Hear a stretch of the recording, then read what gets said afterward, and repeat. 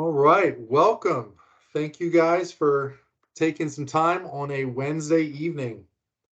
So my goal today is to talk you through how to make six figures. And we'll talk specifically about the very, very literal interpretation of that, and then, potentially the slightly less literal, but still deriving as much value as we possibly can. So let's start, embarrassingly, with a photo of my first year. This is me right after graduation, hence the polo shirt. And this was all the way back in 2007, I'm sad to admit. And at that point, this may sound familiar, I had a pile of debt, I had a passion to care for others, and a heck of a lot of uncertainty about what to do first, how to start my PT career. So I want to warm this up. I'm going to ask for lots of interaction tonight because ultimately this is about you guys. I want to make sure you get what you want out of this. So my first question to you, let's pretend that you are a friend to that young, starry-eyed, dreaming PT back in 2007, and you're explaining to them a little bit about value and how to assess value. What I'd like you to start with, jump in the chat and type one or two things that you believe have value in a job. It's okay if the cash value is unclear, but I want you to start laying out some ideas of what you believe is valuable, that you would consider that valuable as you compare companies against one another. So throw it in the chat. Let's get it started and see what's going on.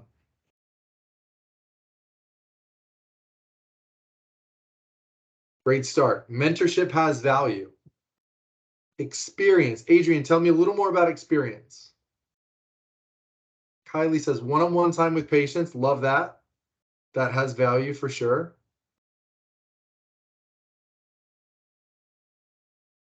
Paying for Con Ed. Absolutely. Yep. Okay. Thank you, Adrian. Clarifying that experience meaning you've got mentors, people you can learn from. Great. What else? Things that have value, even very literally. It's fine. I want to try to build out a list of things that you guys perceive might have value as you search for opportunities, especially as you're searching for six figures. Room for growth, different opportunities, great. Short commute, absolutely, especially with gas prices.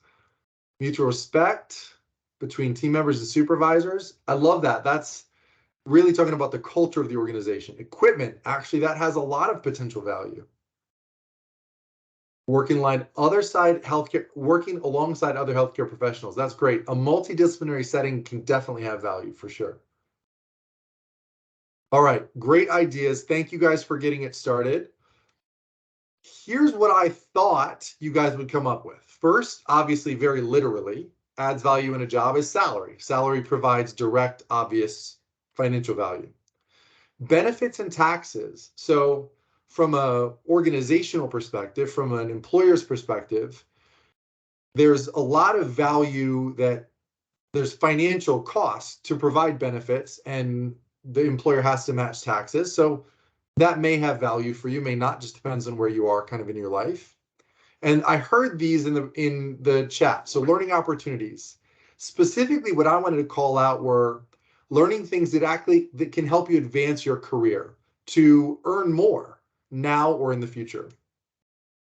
I did hear a little, I think, maybe through the mentorship for sure, about professional networking, meeting people who can advance your career, either by helping you gain skills or by putting you in touch with new and interesting opportunities. And then the professional opportunities, doing jobs that can advance your career, having the opportunity to be a clinic director or be a program director or something like that. And then personal development.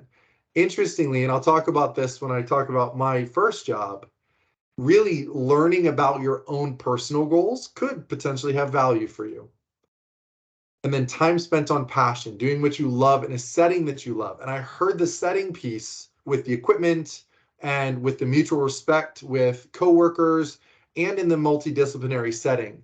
The setting that you love does have a lot of value. I probably shouldn't have put it 7th. I should have thought that would be higher up, but so be it.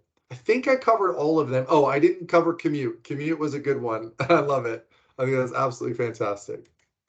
So here is my assessment of the value that I got in my first job. So just for some context, I had multiple opportunities, which you will have as well. It's a great time to be looking for a PT job for job seekers. For employers, it's tough because everyone's got 27 different opportunities. But that's how it was when I came out of school as well. And at the time, salaries were much, much lower. Um, but I got to assess, at least in retrospect for this presentation, what was the value I thought I got out of my job? What did I derive from my job? So very, very bluntly, the salary was 55 grand, which you're probably laughing at, and rightfully so. Benefits and taxes was calculated. It's actually pretty easy to calculate. You take about 18% of your salary, and that's how much extra the company pays to provide benefits and taxes most of the time. Sadly, in my first job, I really didn't get to learn very much. There weren't many opportunities for learning. The professional networking was non-existent, and professional opportunities weren't there either.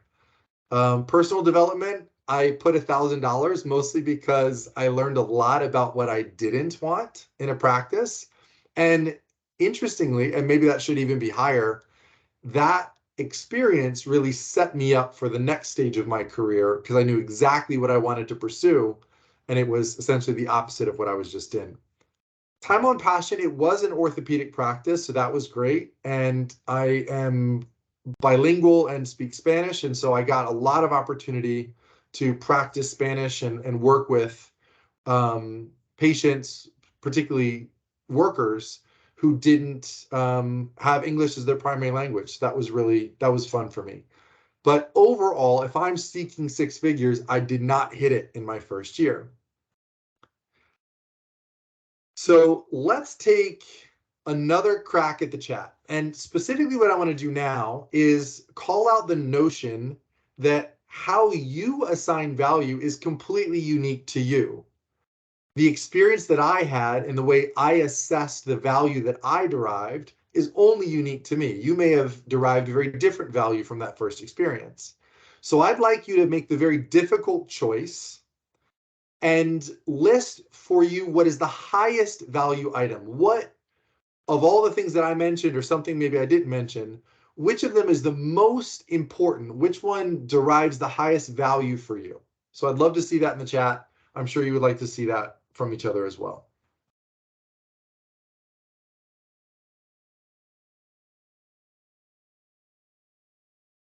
Doing what you love in a setting that you love.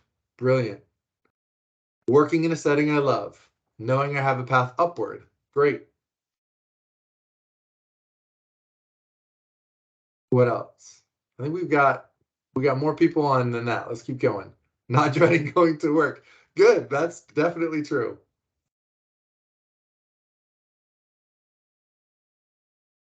I think we got a few more people. I would like everybody to participate on this one, please. Real talk, salary and benefits. Absolutely. Especially young me, 2007 me, even now, actually. Debt, man. Inflation, all that. Absolutely. Salary and benefits matters.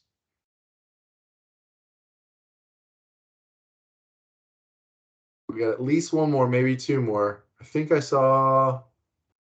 I want to hear from everybody, please. Don't be shy.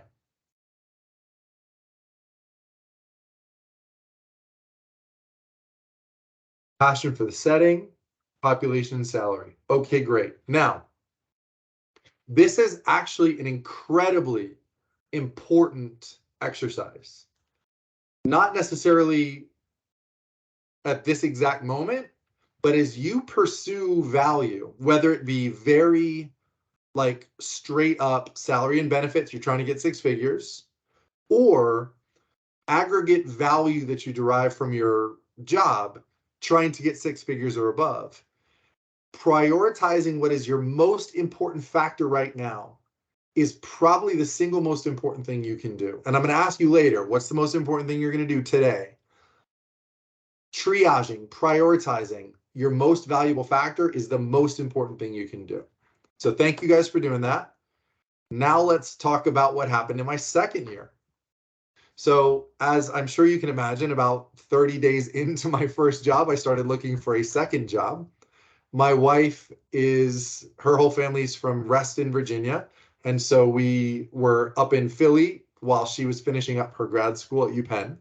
And when she finished, we moved down to Virginia. And I had been searching for a job for 11 months at that point to make sure I found the right place. And I'm happy to say that I think in my second year, I did derive more than $100,000 of value. Now, to be fair, to be honest, that is, it's not, for me, that was not direct cash money, right? That wasn't salary plus benefits exceeded $100,000. But for me, my most important burning passion, number one on my list, was learning. I wanted to learn. I desperately wanted to get better. I had signed up for the OCS right after I graduated because I would have 2,000 hours by the time I sat for it because I graduated in December. I just wanted to learn and grow.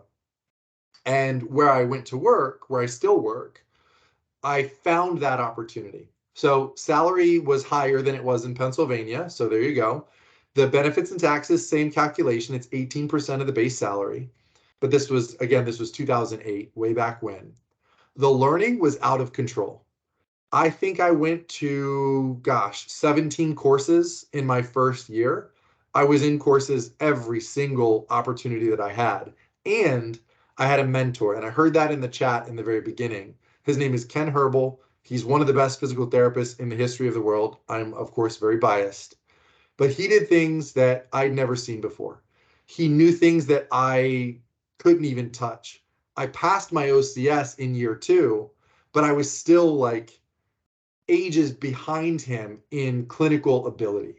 And so the learning curve was just so rich and so deep. And so for me, that was an extremely high value that I perceived. Professional networking. I got to go to CSM with the founder of the organization and meet Stanley Paris and Mulligan and Maitland and Jenny McConnell. I literally met all of those people my first time at CSM because I had someone who was taking me around and introducing me to all his friends. So that was really, really cool. None of them really advanced my career at that moment. So, but it was really fun. And I found it incredibly valuable. The opportunities piece, I got to be a clinic director in my second year. I think I was kind of coerced into it. My mentor, Ken Herbal, didn't want to be a clinic director anymore. So I got that opportunity. Turns out I really loved it. And so that was, in retrospect, significant value. The personal development was huge. I was supported in every possible way. I was getting married that year, which I'm sure many of you are either thinking about or in the process of or recently have done. And met amazing friends who are best friends to this day through the company. And then the final one, time on passion, doing what you love in a setting that you love. In my first year in the Jackson clinics, my second year as a professional, after just passing the OCS, we started working on building a career development program and an accredited orthopedic residency.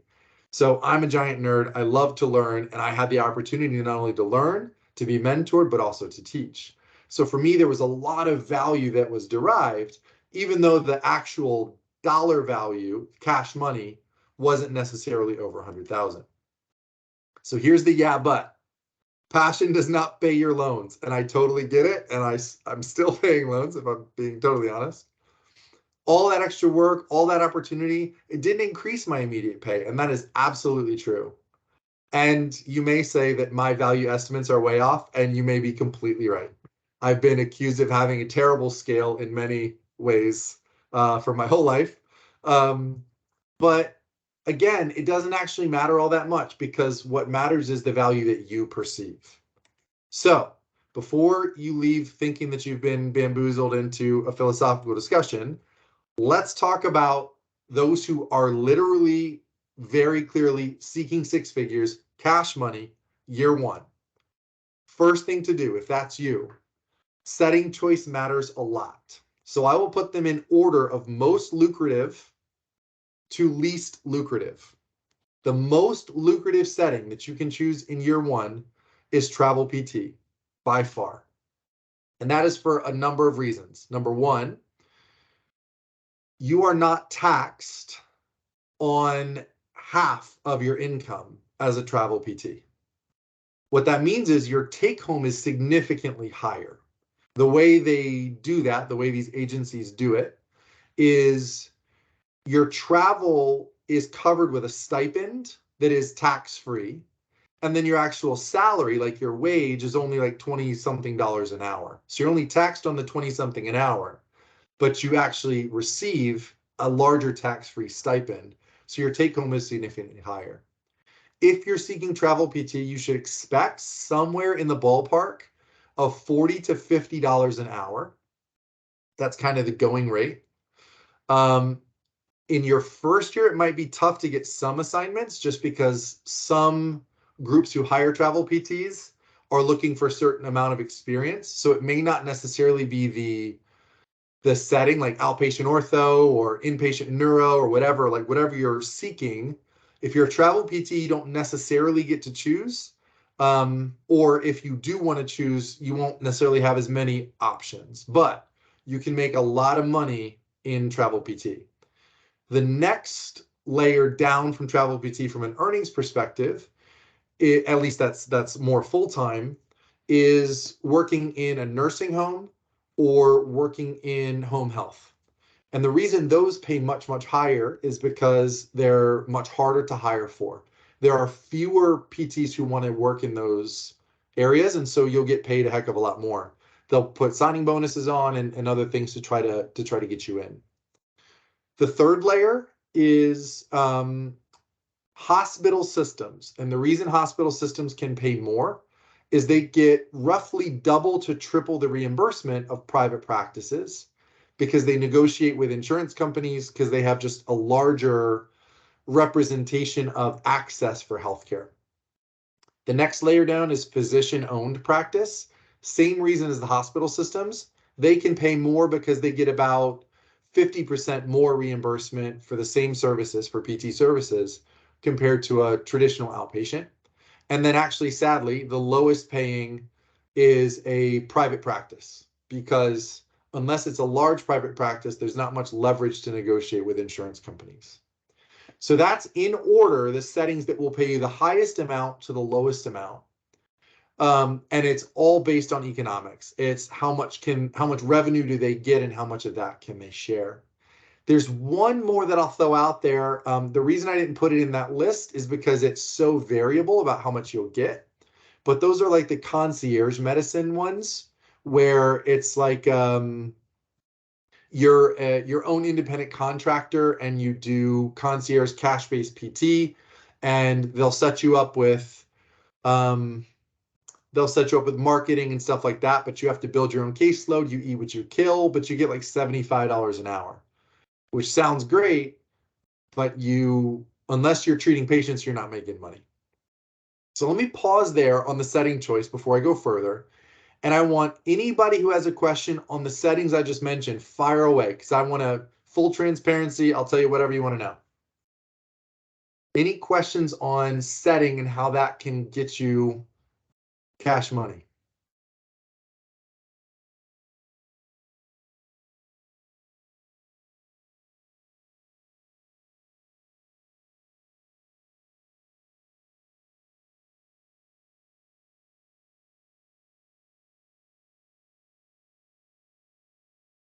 I got one person typing, and feel free to unmute and ask too, whichever is totally fine with me, whatever's comfortable. All right, so Adrian says, from your experience, are the settings somewhat correlated with happiness fulfillment? You must have read my slides ahead of time. There's always a catch, always a catch. And I take it from a very judgment-free position. If you're buried in debt and you have to pay your bills and you're interested in traveling and you're flexible, like, go for it, rock and roll. The answer to your question, is it correlated with happiness and fulfillment? It depends on what you're seeking. It depends on what's number one on your list. If a particular setting or a particular mentorship or something is highest on your list, then likely there's going to be some give on the immediate cash opportunity. And we'll talk a little more about this as we go. And if I haven't answered your question, ask it again in a moment. Does PRN make a difference on setting for salary? Yes. When you do PRN means, for those who don't know, that means like as needed. It means they call you when they need you. You will get a much higher rate in PRN, but just like the concierge medicine, you only make money when you work. So that might be great for like a side hustle to be a PRN because it's a super high rate. You can choose when to work and when not to. Any advice on choosing a travel PT organization? You know, I'm happy to give you some recommendations. We work with 4 different organizations. What I would say is the main advice is you have to make sure the rep that you're working with is looking out for you. If you've got very clear goals and expectations and settings that matter most to you and your list of things that are most important, they should do their very best to try to set those up for you. They do work on commission, those most of the agents. So their incentive potentially is just to stick you anywhere so that they get commission. So you want to make sure you work with a group that is actually looking out for your best interest. If you're curious about travel PT organizations, I would seek out maybe 3 or 4 or 5 of them and interview with them and ask to talk to current travelers and ask them very specific questions about their experience. About what kind of salaries can we expect from hospital system, physician-owned practices, private practices? Great question. Okay. So hospital systems tend to pay anywhere from $10,000 to $15,000 more with like a guaranteed base salary than a private practice. A physician-owned practice tends to pay about $5,000 more, maybe 10, of guaranteed pay than a private practice. And a private practice usually is the lowest, again, because their reimbursement is the lowest.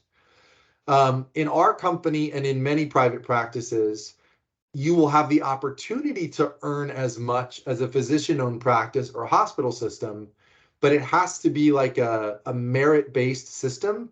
We just don't have enough reimbursement to guarantee that same high base, just because we don't get reimbursed as much. There's also something that's really interesting. The Affordable Care Act, the Affordable Care Act dictated that hospital systems transparently publish their reimbursement for, I think, 300 common codes. And so the big hospital systems around us have to publish it on their website. And what we saw in the big hospital systems is they literally get reimbursed triple what we get reimbursed for the same exact service, which is kind of tough to swallow. And then you start thinking like, wait a second, they're paying $10,000 more base salary for a therapist, but they're getting reimbursed triple. Like that kind of stinks. So hopefully that answered your question. But typically it's private practice is the lower end. You'll have 5,000 to 10,000 more guaranteed base from a physician to try to help you overcome whatever ethical issues you may have with working for a physician. And then in a hospital system, it's usually in the 15K mark, a little bit higher than the private practice for, mostly because it's hard to get people to work there. Is your experience that SNFs are where good healthcare goes to die due to productivity standards? I think it's like anything. It depends on the SNF. There are some really great ones out there, and there's some pretty terrible ones out there. And I'm trying not to be cynical, but that's true of any setting. There are really crappy private practices out there. There are also some really good physician-owned practices out there, some really good hospital systems out there. So I don't want to call out SNFs necessarily as the ones that are consistently bad, or that they're consistently brutal on productivity standards. They do make more money, and so you make more money. But to be fair, there's always a catch. They're only going to pay you to deliver the goods that they want, and that's productivity. Great questions. Let's keep those going. I'm happy to answer anything as it comes up. So the next item is the main hustle. And so here's what I mean by this. And I'll add the second one just so you can see. You got a main hustle and a side hustle. And interestingly, this generation is very comfortable with the notion of having side hustles. People have, side businesses through Etsy or, they're influencers on social media and they make money that way. There's all sorts of ways, from home and etc. to make money as a side hustle. In the field of physical therapy, there's a lot of side hustle opportunities. You can be a social media superstar and actually make money. It's not, unless you're really big, it's not that lucrative in the beginning. Like I said, you can take on PRN opportunities, and that can be really lucrative and give you, the opportunity to choose. That's maybe where you pick the setting that you like best as your main hustle, and then you pick up a side hustle at a home health or a nursing home or concierge PT or something as a supplement. Travel PT doesn't really work as a side hustle. It's just they make you commit to, your primary job there. To the main hustle point, usually the more hours you work, the more money you make. So if you wanted to pick up a couple extra hours, a week, that's another way to increase your earnings. So in items number 1, 2, and 3, there's probably 15 different ways, cash money, to make 6 figures in your first year. And I'm happy to help break that down for anyone individually if they'd like to. But to be very clear, it is absolutely possible to earn 6 figures in your first year. As we've already alluded to, there's a catch. There's always a catch. But if you're willing to deal with it, then great. The next item is tax strategy. And this is what I was talking about with the setting choice, with the specifically calling out travel PT as an advantage for tax strategy. When you look at gross income, that means how much is on the top line of your paycheck compared to your net income, which is actually what you take home and lands in your checking account. Those two things are often very different because of taxes. So being creative with your tax strategy, things like 401k and pre-tax allocation to student loans and things like that, those are smart strategic tax strategy ways to gain income for yourself in a savings account or in paying off student loans without being taxed on it. Or of course, you could choose travel, which gives you a big tax-free chunk. Let's see. We'll do 2 more, and then we'll pause and ask for questions on this. So next is loan repayment strategy. I'm hoping that your schools have prepped you well for this because it's obviously a big deal. Earnings-based repayment is a really good way to manage your loans if you have them. Work with your loan supervisor, whether it's commercial loans or federal loans, and ask about earnings-based repayment. In the medical field, that's certainly an option for everybody. And if you choose a private practice or something like that, or even travel PT, and your earnings, your taxable earnings are lower, then that gives you the opportunity to pay less on your student loans, which improves your take home. There's also an idea of working in an underserved area because you can get significant loan forgiveness working as a medical provider in a underserved area. I'm talking $10,000 a year potentially, which again, if you're not paying out $10,000 a year, that means you're taking it in. So it does have that cash money value for you, and it's something to very heavily consider.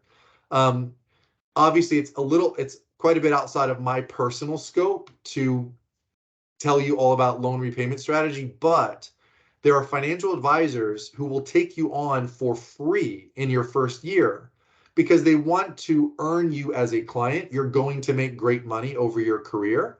And when you're wealthy, they want you to be their client. So they'll take you on for free in their first year and help you work through some of those loan strategies. Just make sure you find someone who knows a lot about student loans. And then the final piece on this slide is investment strategy. So again, that same financial advisor will set you up with a brokerage account or a mutual fund or something like that.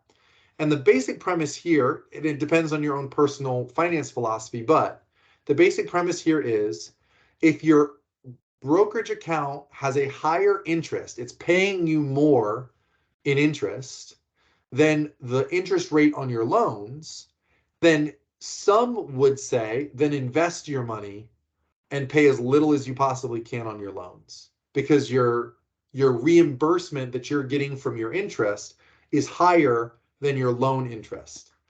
At this moment in the economy, that's probably not true, but there's going to be a recovery at some point, and that will certainly be true. So having a flexible strategy for paying off your loans and maybe funneling more towards investment can help with wedding costs, can help with house costs and things like that. So let's pause here because I'm about to move on to the next slide, which will go away from this concept. What other questions do you have on main hustle, side hustle, tax strategy, loan repayment, or investment strategy?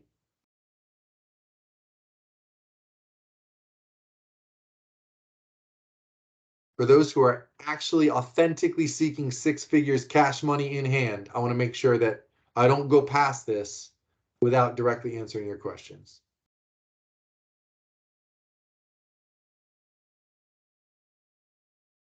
All right, I don't see anybody typing and no one has unmuted. So I'm going to move on, but don't hesitate. Oh, here we got one. Do you have any top of mind recommendations for financial advisors and groups that have experience with PTs? There are certainly the big ones. So Ameriprise is a very reputable national organization. Fidelity is another big one that is held in high regard.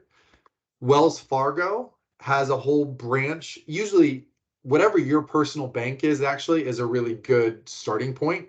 They will have financial advisors and groups that they work very closely with. And if you've got an existing relationship and they see that you're going to be a doctor, then they're going to work hard to earn and retain your business. The people that have experience with PTs, that's actually not as important.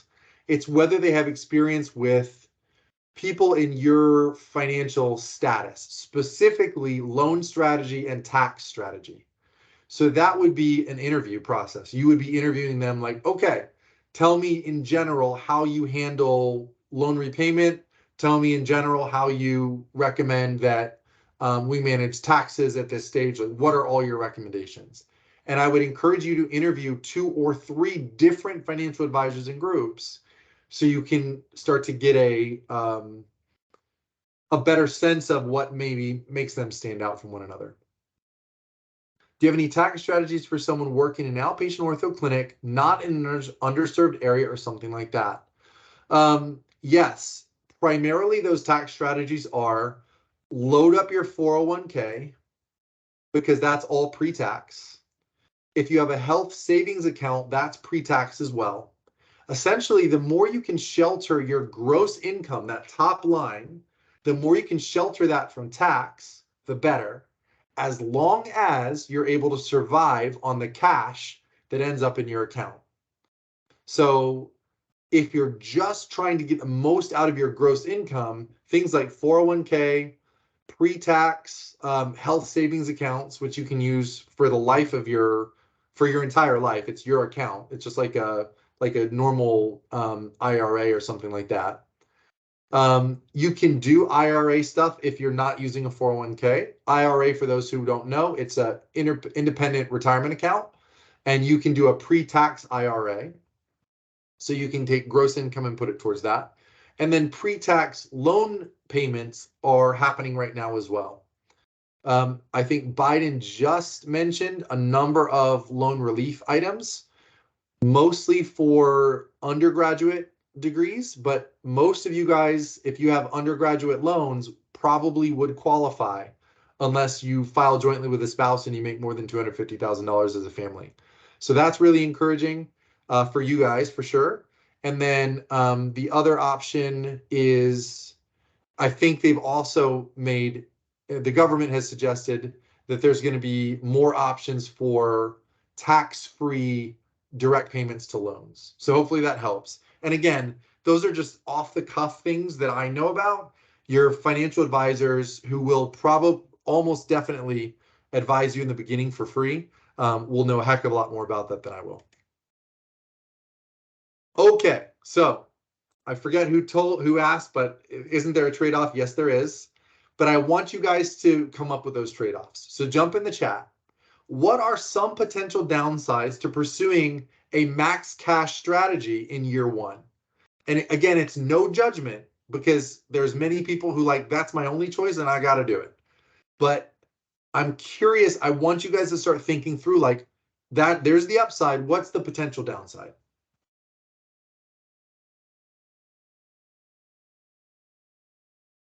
Burnout, especially if you're working three side hustles, right? Burnout from working too much, yes. Main hustle plus side hustle, exactly. If you're doing travel, you may not get a chance to really grow in a setting you like. Yes, again, it depends on the travel company and how good your advocate is, but you're right, they're not all winners, and it's tough. One thing I will say is most people who hire travelers are going to make you work because they're paying, in some cases, 75% more than they would pay for a full-time therapist. So they are going to work you hard. Loss of passion.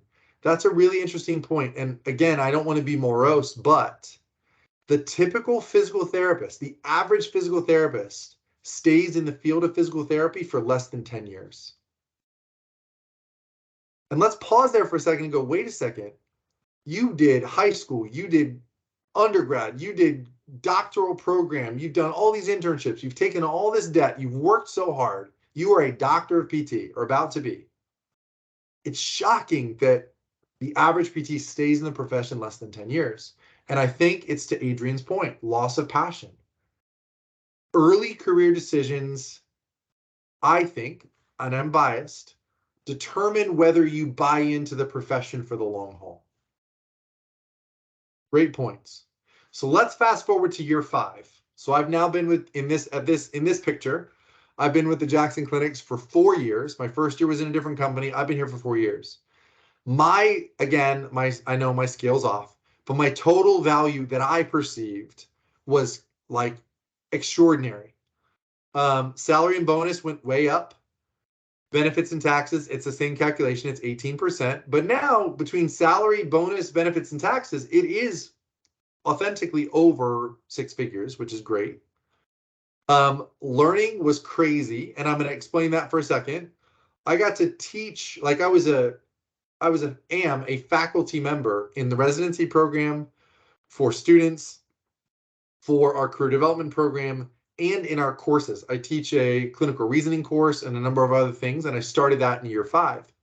I got to go to Africa and help start the first doctoral program in the continent of Africa, which is still running to this day. I got to go to Africa a second time. This was years 3 through 5. A second time to help start the first orthopedic residency in the continent of Africa in Kenya. Just absolutely incredible. I also got to learn about running operations. So I started in year 5 to be the director of operations for the company. We got our residency reaccredited. I got continued mentorship from the founder of the organization, Richard, about leading people and running a company, which I only found out later that I really didn't know how to do. COVID was a big eye-opener for me. And truly saw a path, like a career path, to change the world. And that for me, and I know I sound so hokey, but changing the world is my goal. That I want to leave this profession better than I found it. I was also had a baby, so new father. So when you look at that list of derived value, year 5 was a big year for me. And it's something that I think my early career decision to start in that first practice, I really missed the mark.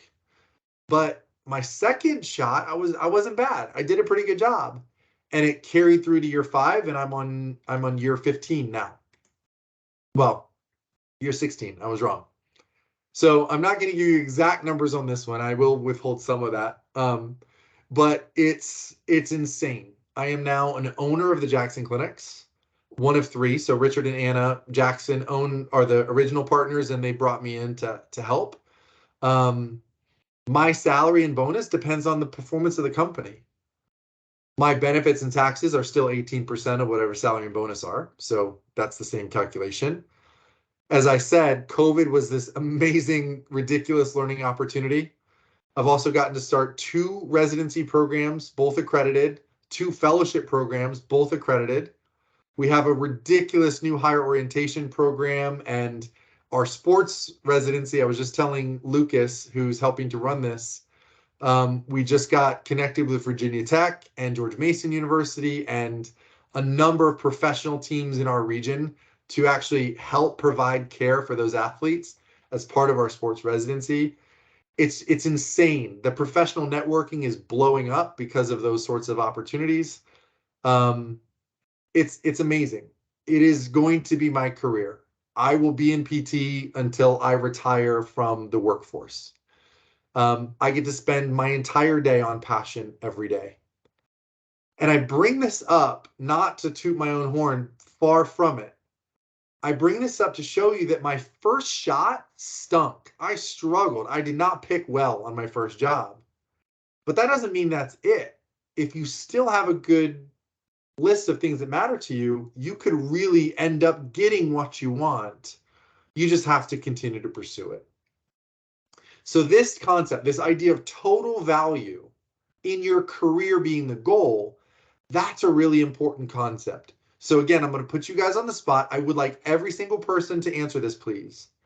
I want you to tell me one huge career goal for you. Not like a little one, not like I want to work in sports. Like, what is a huge career goal? Like a 10-year goal, a 20-year goal? What is a big one that you've only thought about or whispered? Like, what's a huge career goal for you?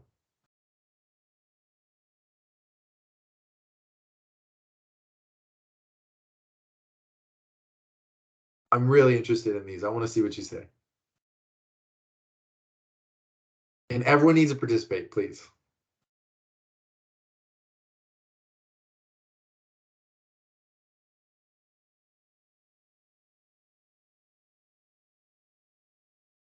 All right, we got some good ones. Hold on, let me scroll up. It's coming in fast and furious. Start my own cash-based business. Love that. Absolutely. Be part of a championship winning team. Stanley Cup preferably. Love it. Team PT for probably the Washington Capitals because we're a DC-based organization. So I'm just say that. Teaching PT overseas, 100% reachable. Open my own practice, focus on wellness and a special interest in the Spanish-speaking population. Amen. Start my own CEU course on the side. Fantastic. Okay. I'm going to start by saying all of those are 100% reachable and all of them in less than 10 years. All of them in less than 10 years. I promise you, those are all reachable in less than 10 years. Some in less than 2 years. So here's what I'm going to say. Invest early. My BHAG, who knows what BHAG means? Just raise your hand. I think I'll see hands raised. All right. It means big, hairy, audacious goal. It's from one of my favorite authors. His name is Jim Collins. This idea of a big, hairy, audacious goal, this one that you only whisper to friends lest you don't get judged by them, right? Mine was change the profession, is change the profession. I already told you, I want to leave this profession better than I found it. So similar to your big goals, like what the heck am I going to do right out of school to change the profession? Well, I have to invest early. I signed up for OCS right when I got out of school. How's that going to change the profession? It at least helps me get as good as I can, as fast as I can, so that I'm priming myself, hopefully, eventually to change the profession. I sought out mentorship. I really struck out my first year. But my second year, that's all I sought. I'm like, I'm not going to change the profession at this rate. I need to go find a better place that's going to give me the mentorship that I really need so I can learn, I can get better, and I can actually help others. I said yes a lot. Even when I felt completely unqualified, when I felt like an imposter, I said yes, because that gave me that opportunity, that gave me those networking opportunities, that gave me the responsibilities I needed to learn and to grow and to get better. You don't have to take the steps that I just said, but you have to, absolutely have to invest early. So if your goal, I'm going to go back up to the top, is to start your own cash-based business, I heard that a couple times, then you need to be a badass physical therapist who is not afraid to charge $250 for an hour of care and who has the skills to back it up.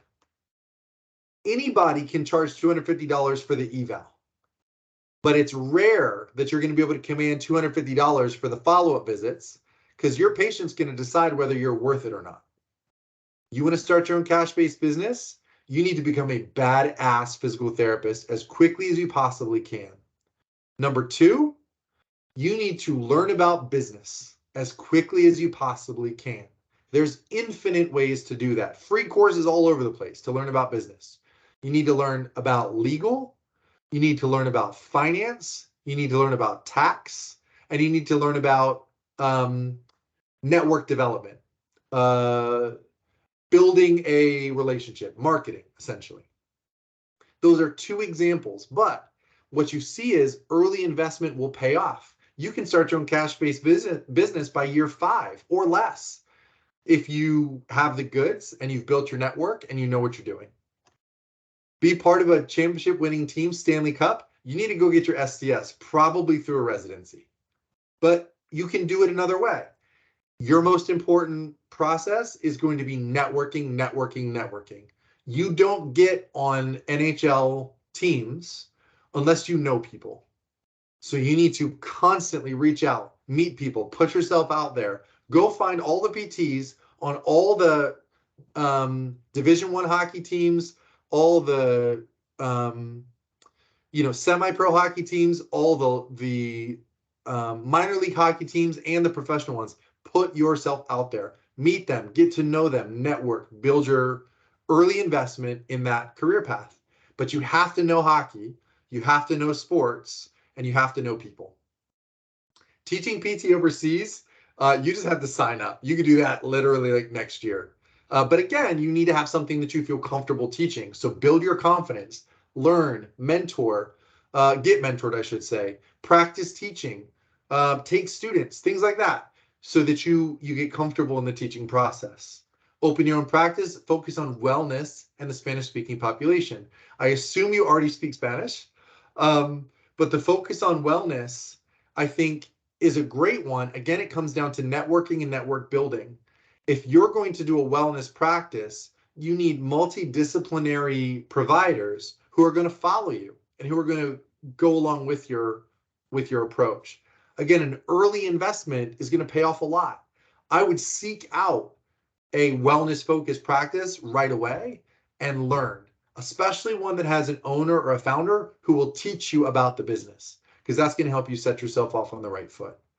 Start your own CEU course on the side, totally doable, literally in a year, but you need to become an expert at something that people are willing to pay for. So thank you for putting in those goals, and hopefully the invest early concept, I try to apply those to your particular goals. You don't have to do what I did, but you do have to invest early, whatever that is. Then you have to map out your path. It's what I was just trying to articulate for you. The investments that you make are effort, the choices of roles that you accept or reject, the things you seek out to learn, the people you put yourself out there to meet, and the opportunities you pursue. And the outcomes completely depend on the choices that you make. But you have to map a path. You're here, your goal is here. There is absolutely a path. There's 100 paths to get where you want to go. Find people who have done what you want to do. Find many people who have done what you want to do and see what they did and start to piece it together and build your own adventure. So what should I do today? And I already alluded to this a little bit earlier, but this is important. I need you to jump in the chat. For you to start on your career path, the one that you care most about, that will help you get the highest value for your career, what is the most important first step that you can take today? I want you to come up with this idea. What's step number 1 for you to help put yourself on the right foot? Besides attending this webinar, this was step 1. What's step 2?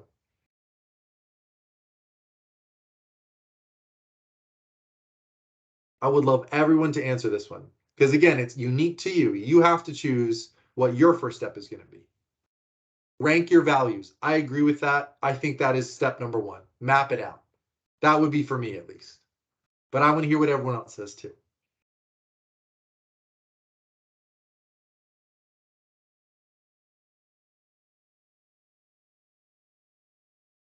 Everyone agrees with Kylie.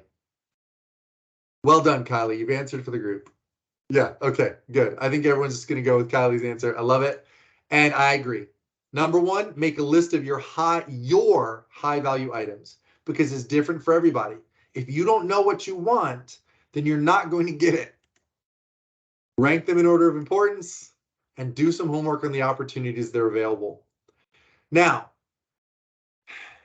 it's very difficult, but you're going to have to assign dollar value to each of those items.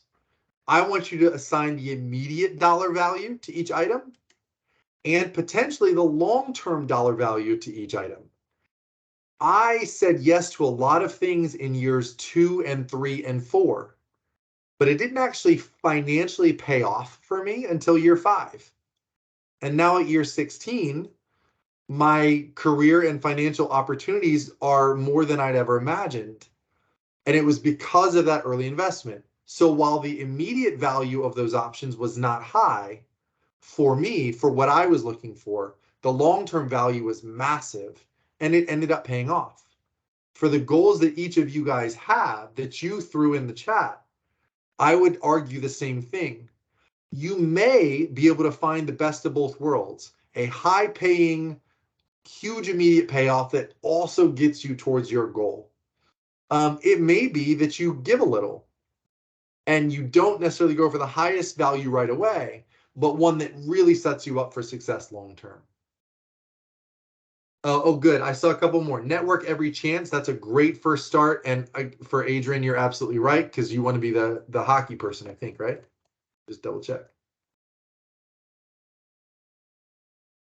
Yes, Adrian wants to be hockey. You definitely got a network.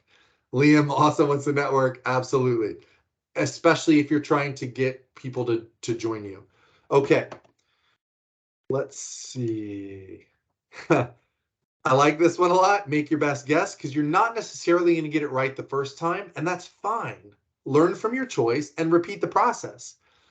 I literally thought I made a career mistake in my first job, and thank goodness I was wrong. Thank goodness there are places out there, and you can build them yourselves that do live up to what you're dreaming about. But you have to be willing to make a change and repeat that process until you get it right. Okay, so I apologize I got excited, clearly. We got 6 minutes left, and I know it's late on a Wednesday. Any question you want, fire away, no holds barred. I will answer anything, and I'll stay as long as you guys want, but firing squad, line up your rifles. What do you got?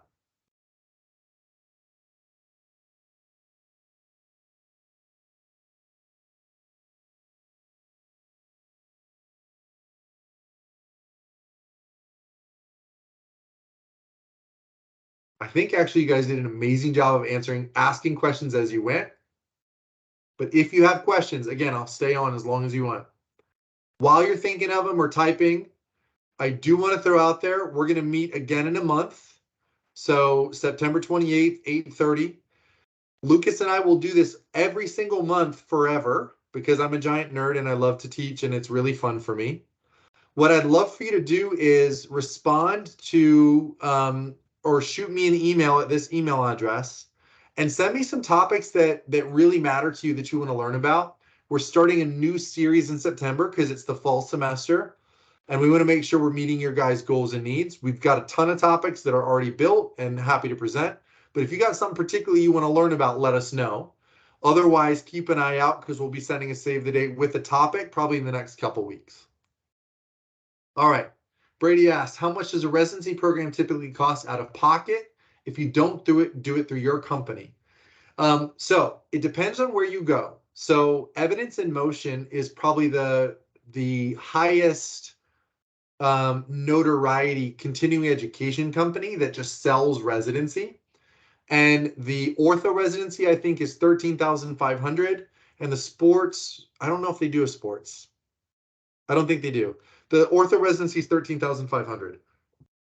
Usually, you'll be able to get your company to pay for it in exchange for, staying for a year or something like that. So You should be able to get it paid pretty much no matter where you work.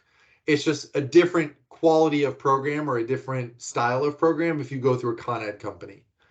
If you go through a university, a lot of university-based programs, you will take a pay cut during the year, but you also don't have to work full-time during it, so you won't be treating patients 40 hours a week. So that's it's a little bit different. Most programs, though, most residency programs, there's some combination of pay cut, work back time period, like you have to stay for a certain period of time, or you actually have to pay some of the tuition out of your own pocket. As you alluded to, our company is a little weird. We don't charge a tuition for it. You just treat patients, you just do visits, and that pays it off. But hopefully that answers your question. Plan for 13,000-ish as kind of the going rate. And usually you'd be able to get another company to pay for it. Whoever you're working for should usually pay for it. And if they don't work there. Good question. All right. For anyone who is done, thank you for taking the time. I really appreciate you guys sticking around for an hour late on a Wednesday. Let me actually go backwards one slide. Here's my contact info if you need me. Feel free to reach out. I'm happy to answer any question anytime. And stay tuned. Tell your friends. We'll do this again in a month. Absolutely. You guys are welcome. Have a good night.